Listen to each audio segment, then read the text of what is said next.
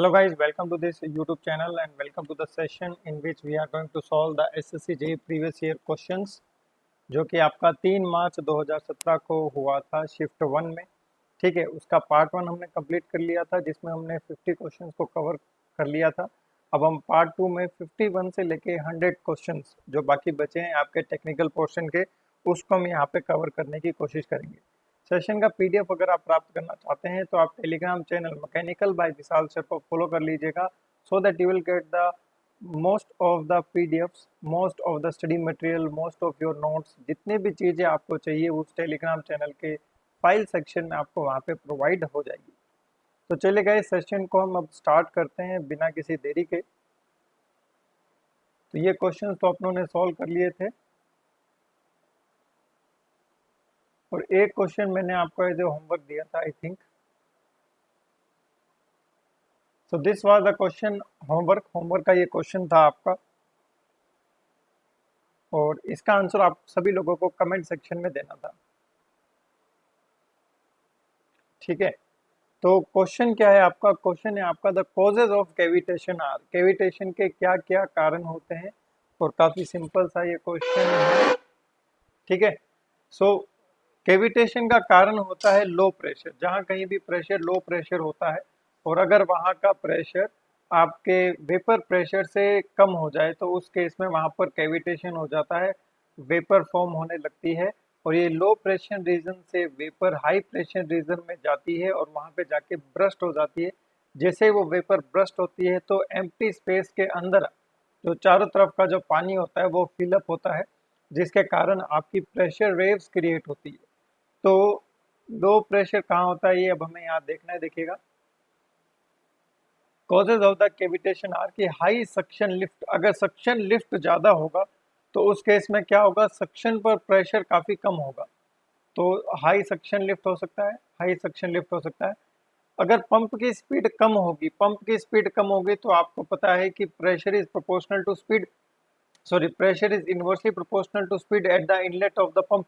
तो जितनी ज़्यादा स्पीड होगी आपके एंट्री पर उतना ही कम प्रेशर क्रिएट होगा, जिससे कि जितनी ज़्यादा स्पीड होगी उतना कम प्रेशर क्रिएट होगा, जिससे कि आपका जो वाटर है वो लिफ्ट हो जाएगा। तो high pump speed will be the right answer. High suction pressure होगा, सॉरी हाई सक्शन लिफ्ट होगा।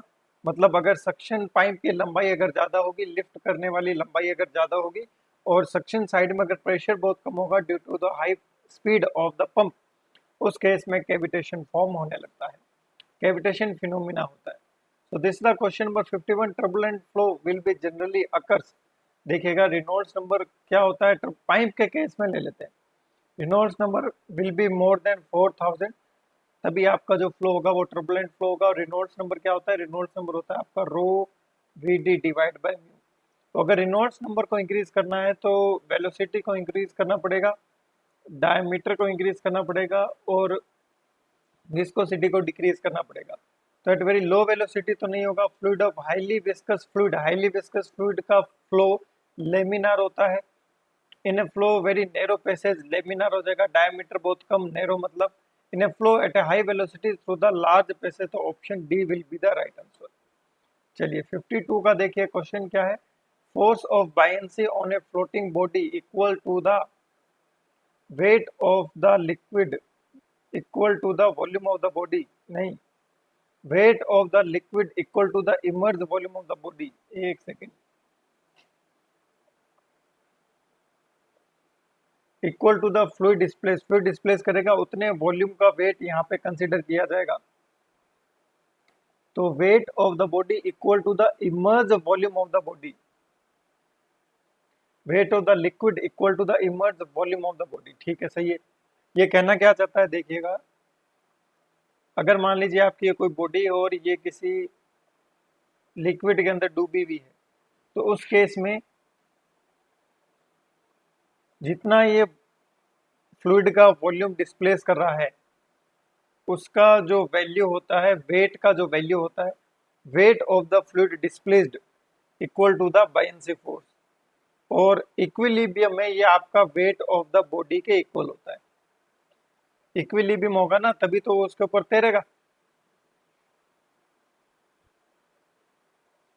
Which of the following fluid parameters exist in both in rotational as well as irrotational flow? Rotational as well as irrotational flow किस में दोनों में exist करता है ये आपको बताना है। देखिएगा, एक होता है आपका स्ट्रीम फंक्शन और एक होता है velocity potential function.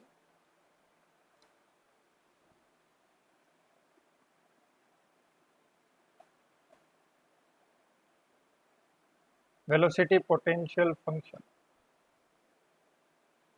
Stream function होता है साई, और अगर हम स्ट्रीम फंक्शन का डिफरेंशिएशन लेते हैं एक्स डायरेक्शन में, it gives the velocity in Y direction, और ये देता है आपका एक्स डायरेक्शन में। ठीक है, स्ट्रीम फंक्शन आपके 2D पैरामीटर के लिए वैलिड है, 2D फ्लो पैटर्न के लिए वैलिड है, 3D के लिए इसको एक्सप्लेन करना थोड़ा मुश्किल रहता है, जबकि वेलोसिटी पोटेंशियल फंक्शन तीनों के लिए वैलिड है। डी फाई अपॉन में dx will gives in the velocity in x direction. वैसे तो इसको ऐसे लिखते हैं, negative derivative in x direction will gives you the velocity in the x direction.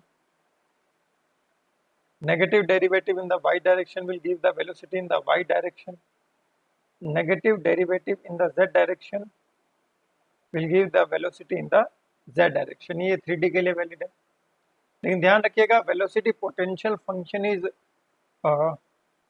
Exist for irrotational flow only. ये irrotational flow के लिए ये एग्जिस्ट करता है, रोटेशनल फ्लो के लिए एग्जिस्ट नहीं करता है।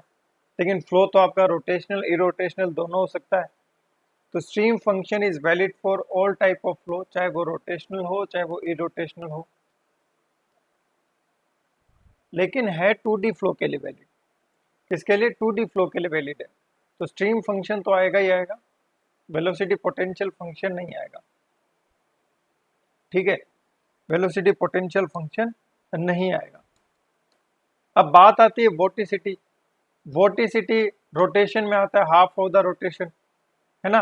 वोटिसिटी अगर जीरो होगा तो फ्लो इरोटेशनल होगा, वोटिसिटी नॉन जीरो होगा तो फ्लो रोटेशनल होगा। तो वोटिसिटी भी आपके रोटेशनल और इरोटेशनल दोनों के लिए वैलिड है। ठीक है,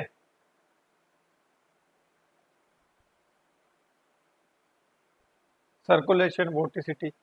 चलिए 53 के बाद 54, 54। Impulse turbine high head turbine है और लो डिस्चार्ज टर्बाइन है। ठीक है, in an inward flow reaction turbine the water flows parallel to the axis of the wheel। तो ये तो एक्सियल फ्लो हो जाएगा। Flow is partially radial partially axial, ये मिक्स्ड फ्लो हो जाएगा। Now the water enter the wheel at the outer periphery and then flow towards the centre of the wheel. अब यहाँ पर इनवर्ड बोला इसने, तो आउटर से अंदर आएगा, तो आंसर क्या हो जाएगा इसका? ऑप्शन सी, अंदर की तरफ flow, inward flow. It is known that H is the head of the water under which the turbine is working. The power developed by the turbine will be equal to unit power। निकाल लो, unit power वाला फंडा कर लो use. अगर unit power वाला नहीं आता तो P किसके इक्वल होता है? देखो, रो जी क्यू एच, और Q क्या होता है? Area into velocity. अब सेम टर्बाइन की बात हो रही है, तो discharge is proportional to under root of H because V is proportional to under root of H. So discharge is proportional to under root of h. I hope all of you are agree. Now P is proportional to QH. Now P is proportional to Q is proportional to under root of h multiplied by h. Same turbine है ना, same turbine का area constant होता है। Turbine के लिए हम बात कर रहे हैं, डिफरेंट टर्बाइन की बात नहीं हो रही। सेम टर्बाइन की पावर h की किस पावर के प्रोपोर्शनल होती है? So it is proportional to h की पावर 3/2, इसे हम कहते हैं unit power. So P is equal to some constant के h की पावर 3/2। तो h की पावर 3/2, h की पावर ऑफ 3/2। अब directly proportional, universally proportional, directly proportional होगा, ऑब्वियसली जितना ज्यादा हेड होगा उतनी ज्यादा पावर होगी। 57 causes noise and vibrations make surface rough, rough का तो कुछ है नहीं। reduces the discharge of the turbine, causes sudden drop to the power and the efficiency। A हो सकता है या फिर D हो सकता है।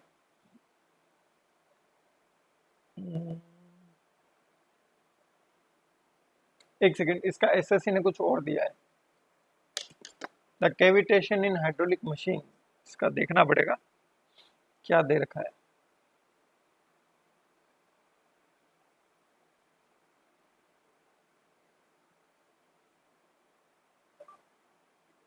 The cavitation in hydraulic machine causes noise and vibration of various parts, make the surface rough।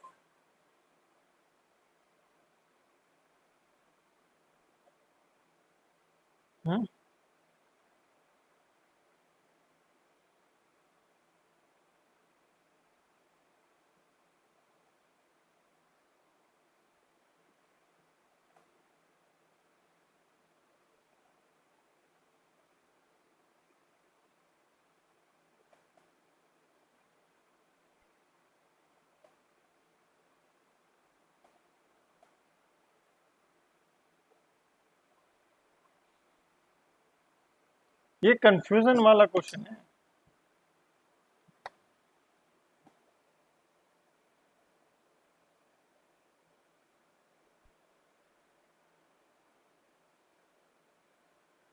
Confusion वाला है भैया ये।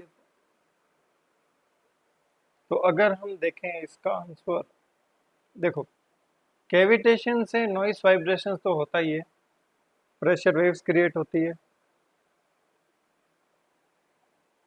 प्रेशर ड्रॉप भी होता है अचानक से, power output, sorry sudden drop in power output and efficiency.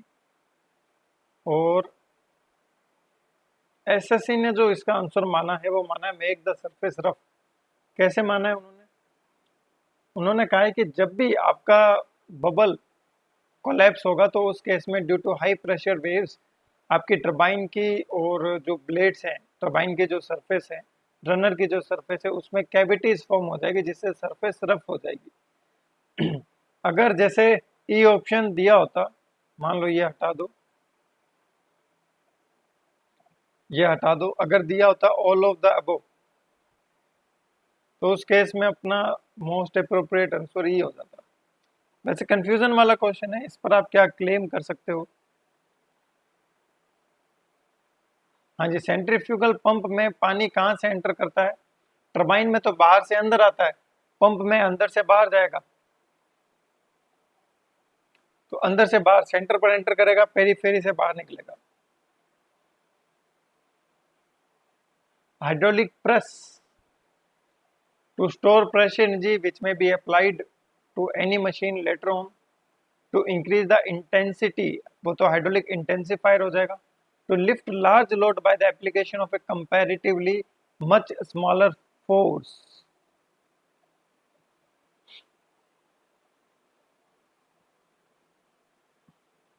हाँ, तो बताइए इस प्रश्न का उत्तर। वीडियो पॉज करके आप इसका आंसर लिख सकते हैं पेपर पे, फिर वीडियो को आप स्टार्ट कर दिया कीजिए। करना क्या है आपको, बेसिकली आपको प्रैक्टिस करनी है। प्रैक्टिस कैसे कर सकते हो? सिंपली जब क्वेश्चन आपके स्क्रीन के सामने आता है, वीडियो को पॉज कर दीजिए, उसका आंसर दीजिए, आगे बढ़िए, वीडियो चला लीजिए। फिर नेक्स्ट क्वेश्चन आता है, वीडियो को पॉज करिए, आगे बढ़िए, वीडियो को पॉज करिए, आगे बढ़िए। इस तरीके से आप बहुत ही कम समय में ज़्यादा क्वेश्चंस को हल कर पाओगे।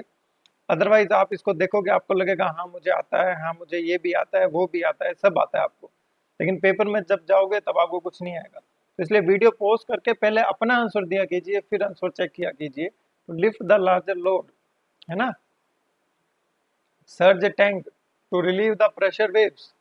So to control the pressure variation due to rapid changes in the pipe flow line, eliminate the water hammer, regulate the flow of turbine, providing necessarily regarding head to the water, तो option हो जाएगा D, all of the above.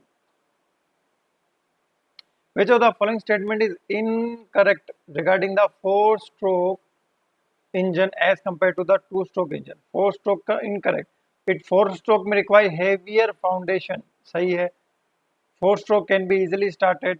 More cooling time is available in the 4-stroke. It occupies greater space. अब इसमें आपको बताना है कौन सा इनकरेक्ट है, कौन सा इनकरेक्ट है।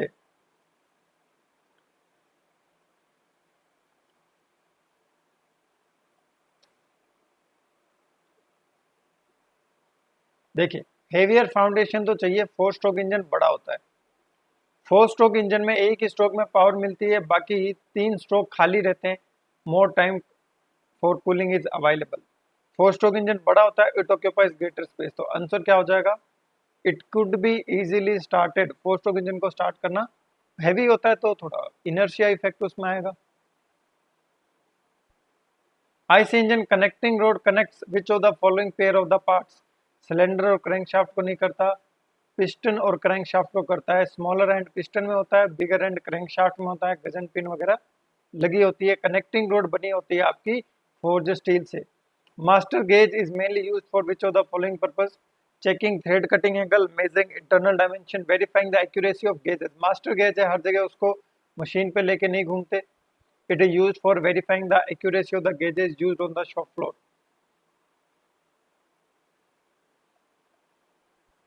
The operation of finishing a drilled hole. Drilling से पहले हमने होल बना लिया, अब उसको राइट साइज तक पहुंचाना है तो हम क्या करेंगे? रिमिंग यूज में लेंगे।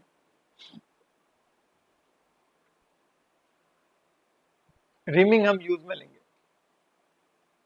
अब बोरिंग का मतलब क्या होता है? देखो, बोरिंग का मतलब होता है साइज इंक्रीज करना, ना कि देखो, बोरिंग का मतलब होता है ऑलरेडी ड्रिल होल्ड है, single point cutting tool use में लेके उसका डायमीटर इंक्रीज कर देंगे। इसमें डायमीटर इंक्रीज करना नहीं बोला है, इसमें फिनिशिंग बोला है, साइजिंग एंड फिनिशिंग। तो रिमिंग हो जाएगा। काउंटर बोरिंग में हम पूरे डेप्थ में इंक्रीज नहीं करेंगे, कुछ डेप्थ में इंक्रीज करेंगे। टैपिंग में अंदर की तरफ थ्रेडिंग काटते हैं। सो टिपिकल एयर फ्यूल रेशियो 20:1 है फॉर डीजल इंजन।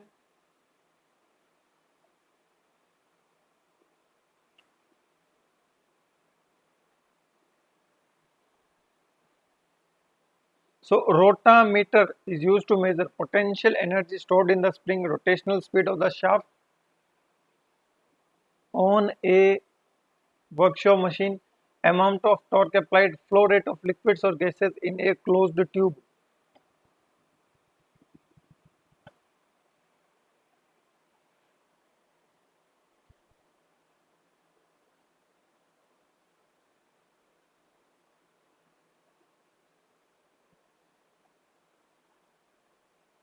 बताइए।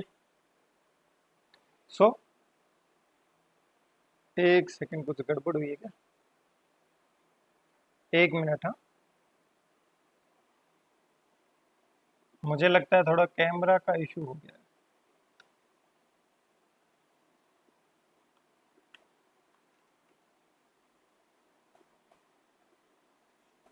शायद 1 मिनट रुकिएगा।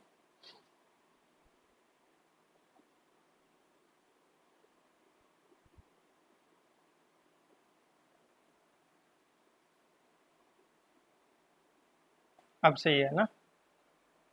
चलिए। बीच में कैमरा हिल गया था, अभी वीडियो ऊपर नीचे हो जाती। चलिए, now let's increase the speed. It is used to measure the flow rate of the liquid. Two-stroke engine are used more frequently in two-wheelers due to which of the following reasons? High thermal efficiency, high power to weight ratio, ये भी हो सकता है 67 का। High power to weight ratio, 2 stroke में आपका एक power stroke मिल जाता है। Light and heavy body have equal kinetic energy of translation. Translation half M V square equal to 1/2 small M V square. 1/2 cut जाएगा, capital M V equal to square small M V. अब वैसे आपको ही पता है कि अगर capital M is greater than small M तो capital V will be less than small V. तो मोमेंटम पर आ जाते हैं अपने।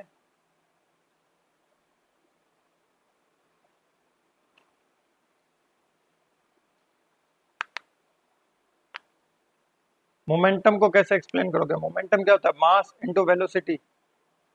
काइनेटिक एनर्जी काटना पड़ेगा।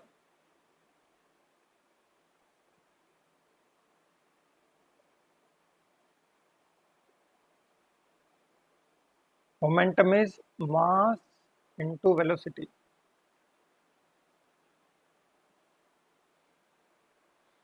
मास क्या हो जाएगा? स्क्वायर में आ जाएगा, फिर वो आपके हैवी में उसमें नहीं आएगा। वेलोसिटी का स्क्वायर आ जाएगा। Kinetic energy 2 times of kinetic energy divide by m।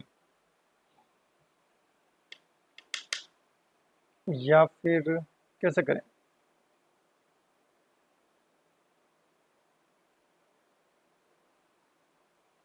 Momentum को मान लीजिए p, mass into velocity. So velocity will be momentum upon में मास। तो देखो kinetic energy of heavier mass will be 1/2 m v। क्या हो जाएगा? हेवियर मास का स्क्वायर डिवाइड बाय m का स्क्वायर। तो ये किसके इक्वल हो जाएगा? 1/2 हेवियर मास के मोमेंटम का square divide by m। Similarly lighter का क्या हो जाएगा? 1/2 लाइटर का momentum divide by small m। Kinetic energy same है, तो हेवियर का momentum divide by capital M equal to lighter का momentum divide by small m। So heavier का मोमेंटम का स्क्वायर डिवाइड बाय लाइटर के मोमेंटम का square is equals to capital M divide by small m। And if capital M is greater than small m, तो capital M divide by small m ratio is greater then 1। So under root of capital M divided by small m ratio will be also greater than 1। तो यहाँ से मैं इसे लिख सकता हूँ P divided by small p will be greater than 1। So P will be greater than small p।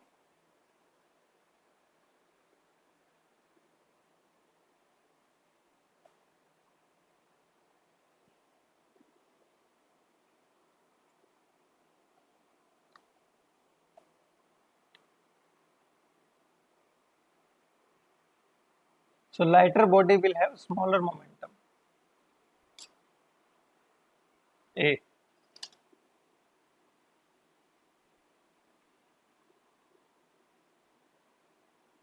अब देखो ऐसे इंजीनियरिंग सर्विसेज में क्वेश्चन आते हैं मैच द फॉलोइंग वाले, ठीक है। ब्लैंकिंग में शेयरिंग होता है, तो A का 3 किस्में देखो इधर है A का 3, और कॉइनिंग में कंप्रेशन होता है, तो C का 2, तो D हो जाएगा।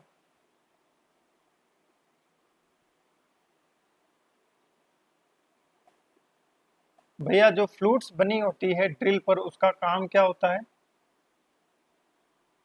चिप्स को इजीली रिमूव करवाने के लिए, ठीक है। It provide the variable rake angle.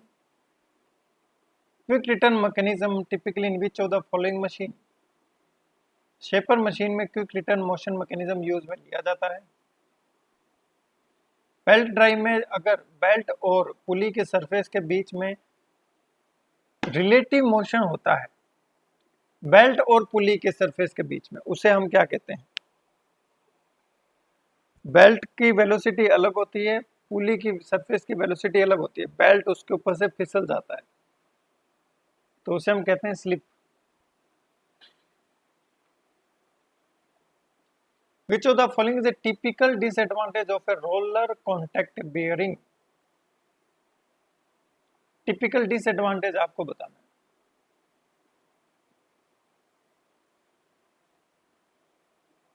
वैसे ये एंटी फ्रिक्शन बेयरिंग होती है, फ्रिक्शन इसमें काफी कम होता है। इनिशियल कॉस्ट ज्यादा हो सकती है, लेकिन इनिशियल कॉस्ट तो ज्यादा होती ही है। प्रिसीजन भी उसमें ज़्यादा चाहिए, बॉल्स और रोलर्स बनाते हैं।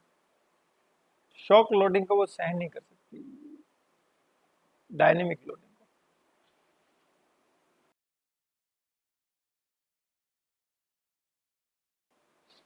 क्या करें इसका?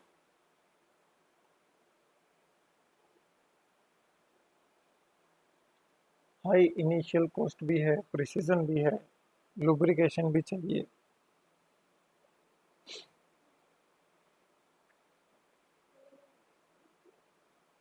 इसका देखना पड़ेगा एक बार, इसको एक बार रहने दो, नहीं तो आप देख लेना गूगल करके, ठीक है। Which what is the unsteady to and fro motion surging?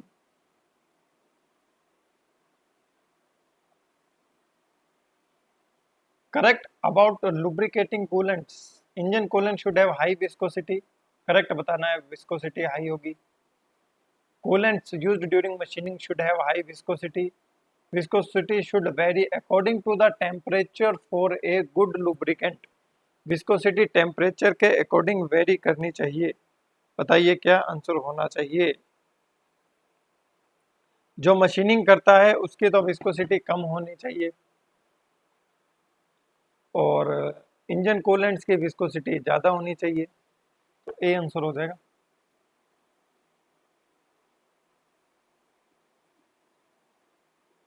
Equal to 2G, ये क्या हो गया? यहाँ भी ई, यहाँ भी ई,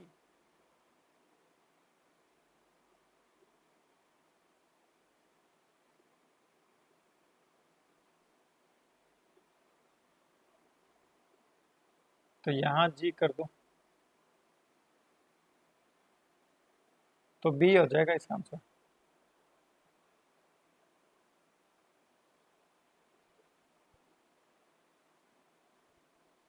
एक होता है E equal to 3K 1 - 2 mu, ये तो हमने देख ही लिया, 2G 1 + mu equal to 9kg divide by 3K + G. अब इन दोनों की हेल्प से म्यू की वैल्यू आप निकाल सकते हो के और जी के फॉर्मेट में। Two dimensional stress strain analysis, shear strain component du/dy तो नहीं होगा, du/dy नहीं होगा, ये ए हो जाएगा मेरे हिसाब से।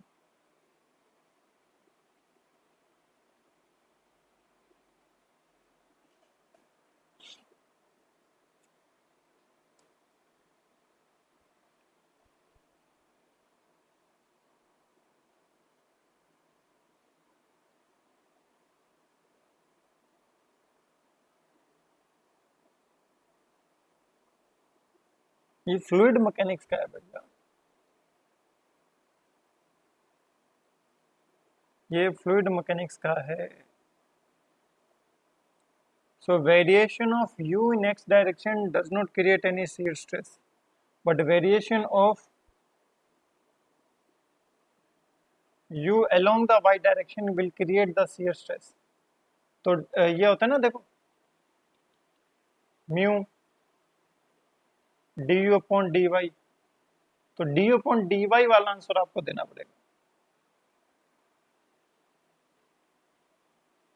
Principal plane no shear stress, shear stress along the principal plane subjected to maximum principal stress zero, shear stress तो जीरो ही होती है। दो बार आ गया same question. Ties are load carrying members which carries torsional load, axial compressive load, axial tension load या फिर transverse load?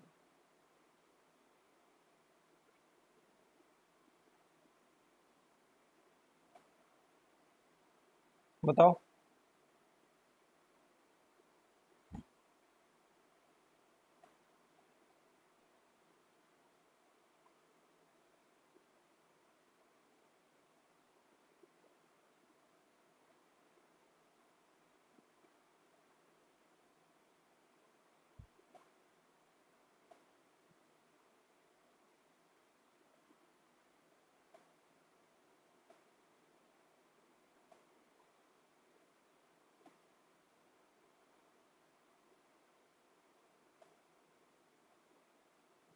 Hmm.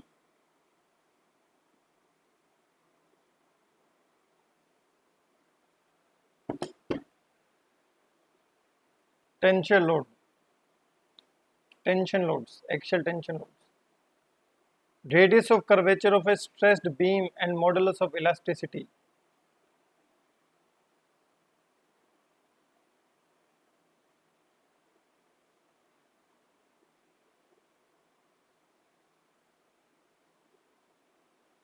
Radius of curvature of a stressed beam and modulus of elasticity, E upon R का जो ratio है ये constant है, so E is proportional to R, so they are directly proportional to each other. Steel bar in a concrete beam are embedded uniformly in the center near bottom section, near top section. हाँ, तो concrete की जो beam होती है उसमें steel की bars कहाँ लगी होती है?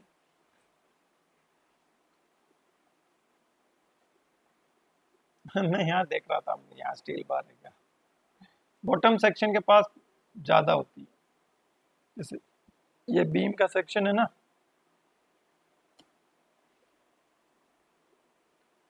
तो ऐसे बॉटम सेक्शन के पास ज्यादा होगी। पॉइंट ऑफ कॉन्ट्राफ्लेक्शन होता है ओवरहैंगिंग बीम से। Rate of change of bending moment dou m by dou x is equals to shear force.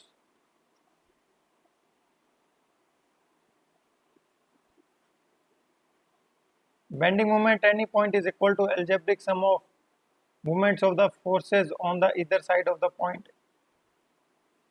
Two solid shafts are made of same material have the diameter d and d by 2. The ratio of the strength of the bigger shaft to the smaller one.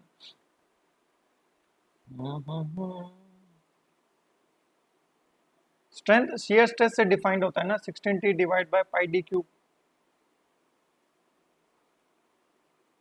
Cube में जा रहा है ना, तो 2 का cube 8 होता है, तो 86 का सी हो जाएगा बिना सोल्व। अगर मान लो जैसे ऐसे दिया होता 1:8, 8:1, तब तो ध्यान रखना होता कि बिगर शाफ्ट की ज़्यादा स्ट्रेंथ होती है, स्मॉलर शाफ्ट की कम होती है ना, तो ये आंसर नहीं होता। ये tau is equal to 16t divide by pi D cube से आया है, तो tau is inversely proportional to D का cube.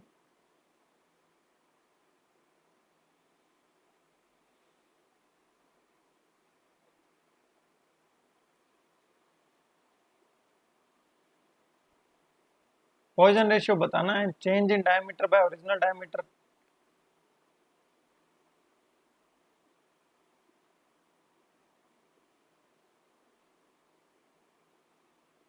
So change in diameter 40 minus 0.005 divided by original diameter, lateral strain divided by longitudinal strain, 10 centimetre diameter, तो यहाँ पे 10 आएगा, my mistake. Diameter तो घट गया, लेंथ इंक्रीज होगी, 40 प्लस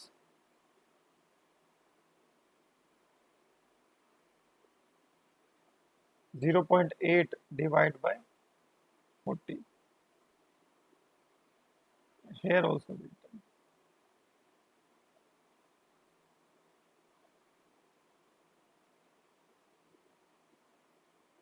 लेकिन ये तो क्या कर रहा है, टू इंक्रीज चेंज बता रहा है ना, ये तो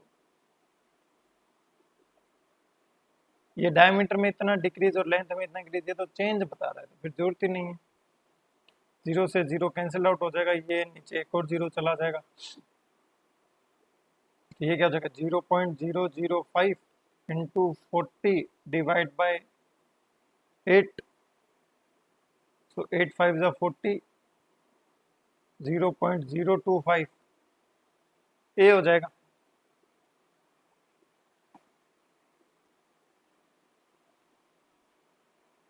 हाँ, प्रिंसिपल स्ट्रेस भी पता चलता है, नॉर्मल सब पता चलता है, tangential maximum shear stress D. The shaft twisting moment for a compound shaft is equal to minimum of calculated value. अब ये आप क्या कर सकते हो, दो थ्योरीज के बेसिस पे कैलकुलेट कर सकते हो. अब मान लो ये ऑब्जेक्ट है, इस पर इधर से लोड लगाएंगे 20 न्यूटन सहन कर सकता है, इधर से लोड लगाएंगे 50 न्यूटन सहन कर सकता है. तो इस पर मैं कितना लोड अप्लाई कर सकता हूँ, इधर 50 कर सकता हूँ, नहीं कर सकता. 50 तो इधर कर सकता हूँ ना, 50 इधर करूंगा तो फेल हो जाएगा. लेकिन अगर मैं इधर से भी 20 कर सकता हूँ, इधर से भी 20 कर सकता हूँ, दोनों तरफ से फेल नहीं हो सकता. तो लोड की वैल्यू मिनिमम ली जाती है, डायमेंशन की वैल्यू मैक्सिमम ली जाती है. Modulus of rigidity is defined as the shear stress and shear strain. Highest cutting speed carbide की होती है.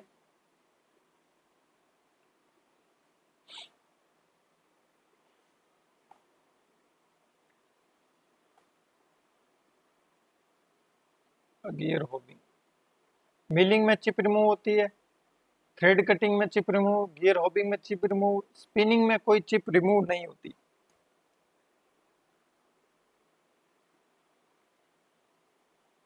After cold forming steel balls are subjected to. Cold forming मतलब क्या होता है, cold working, internal stresses develop हो जाती है, तो स्ट्रेसेस को रिमूव करना पड़ेगा.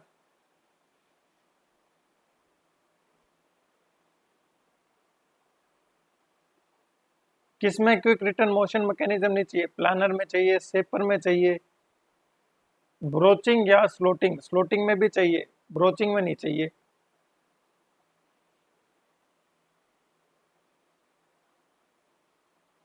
All round coolant for carbide tools, soluble oil, hot chamber die casting, aluminium के लिए यूज में नहीं ली जाती. लेड, टिन और जिंक के लिए यूज में ली जाती है. एल्यूमिनियम की स्टिकिंग टेंडेंसी होती है ना, जिसके कारण वो गूस नेक में चिपक जाता है. ऑर्नामेंट्स को अपने बनाएंगे, सेंट्रीफ्यूगल से नहीं बनेगा, कंटिन्यूअस से नहीं बनेगा, डाई कास्टिंग से बनाना पड़ेगा. इन्वेस्टमेंट कास्टिंग तो है ही नहीं.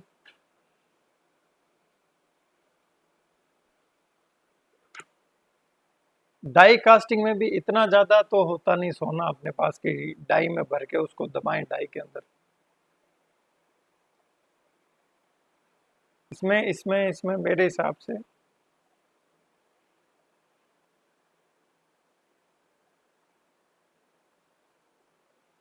स्लस कास्टिंग होना चाहिए, देखेंगे स्लस कास्टिंग होगा, चेक कर लेंगे एक बार.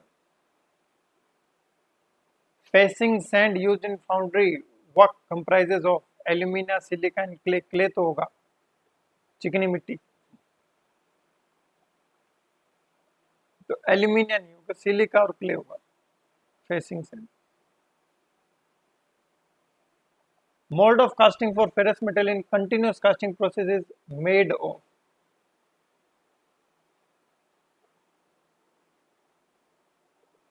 सी तो आ ही नहीं रहा. हाई कार्बन स्टील देखो यहाँ कहीं नहीं है, ऐसे ही दे दिया, फिर क्या मतलब है. ठीक है, टूल स्टील के बने होते हैं, तो डी हो जाएगा. 100. मैच प्लेट पैटर्न कहाँ यूज में लिया जाता है. चलो इसका आंसर आप सभी लोग ऐसा करना, कमेंट सेक्शन में देना.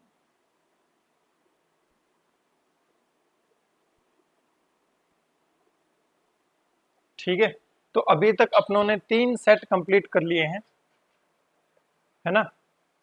आज भी 40 मिनट हो गए हैं, 30 मिनट में करना होता है, चलो कोई बात नहीं.